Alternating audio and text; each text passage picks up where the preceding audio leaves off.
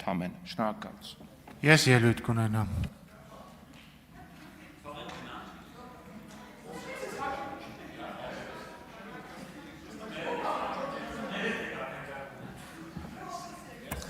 Հարգելի գործընկերներ, պարոն Ալեքսանյան,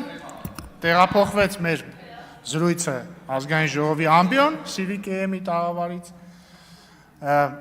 Գիտեք ինչ, համաձայն եմ, երես չունեն գան, բայց ես ուզում եմ մենք հասկանանք էլի իրավիճակի աբսուրդը։ Ես վստահեցնում եմ, չեմ ուսումնասիրել, բայց որ ստուգ եմ, ես վստահ եմ, որ ճիշտ կլինի, որ համաշխարհային պարլամենտարիզմի պատմության մեջ չի եղել դեպք, որ մի հատ երկրում ընդդիմությունը չգա գործի, հասկանում եք, փախնի գործից։ Լիքը դեպքեր եղել են, երբ որ ընդդիմությունը բոյկոտել է X նիստ, մի նիստ, երկու նիստ, то նույնիսկ մի քանի նիստ, մի քանի տարի, բայց դա եղել է քաղաքական բոյկոտ, օրինակ Հայաստանի պատմության մեջ էլ է եղել։ Արդարություն դաշինք կար 2003 թե 4 թվականին ընտրված, այդ մարդիկ քաղաքական բոյկոտ էին հայտարարել։ Կամ թեկուզ մեր դեպքում 21 թվին, 22 թվին մեր ընդդիմությունը բոյկոտ հայտարարեց, չէին գալիս, եւ մենք չէինք ասում այդ ժամանակ նրանք գործից փախել են, որովհետեւ քաղաքական բոյկոտ է, ակտ է։ Հիմա մարդ չի հասկանում, լավ, այս մարդիկ ուր են, լուրջ եմ ասում, չեն հայտարարել, որ չեն գալու նիստերի, հասկանում եք, ուղղակի չեն եկել, չեն գալիս գործի այս մարդիկ։ Եվ ես կարծում եմ, մեր հանրությունը չպետք է դրան հանգիստ վերաբերվի։ Մենք էլ շատ հաճախ չենք ասում, որովհետեւ ինչ մեղք կթաքցնեմ, մեզ հաճելի է իրանց բացակայությունը։ Ասենք ում է հաճելի, ասենք նայել ես կոռուպցիոներների եւ կոռուպցիոներների պաշտպանների դեմքներին։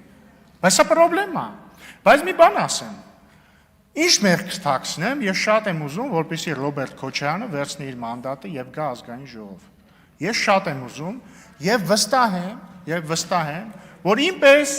բազմաթիվ մարդիկ 2008 թվականի մարտի 1-ի երեկոյան կամ մարտի 2-ի առավոտյան երազել են ունենալ հնարավորություն Ռոբերտ Քոչարյանին հանդիպել առանց թիկնապահների եւ առանց ոստիկանության։ Եվ ես եւ դուք, պարոն Ալեքսանյան, ես կարծում եմ, այդ հնարավորությունը շուտով կստանանք։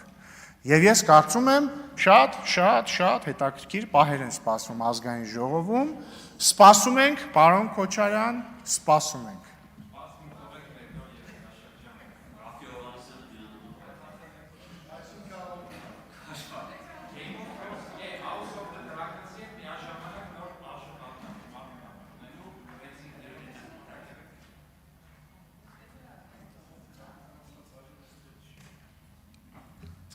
Մտքերի փոխանակությունն ավարտվեց,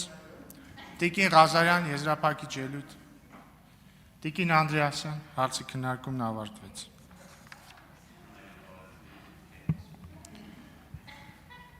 Հարգելի գործընկերներ, քննարկում ենք կառավարության ներկայացրած մշակութային օրենսդրության հիմունքների մասին օրենքում փոփոխություններ եւ լրացումներ կատարելու մասին օրենքի նախագիծը երկրորդ ընթերցմամբ եւ ամբողջությամբ ընդունելու մասին հարցը հիմնական զեկուցող կրթության, գիտության, մշակույթի եւ սպորտի նախարար Ժաննա Անդրեասյան, համեցեք։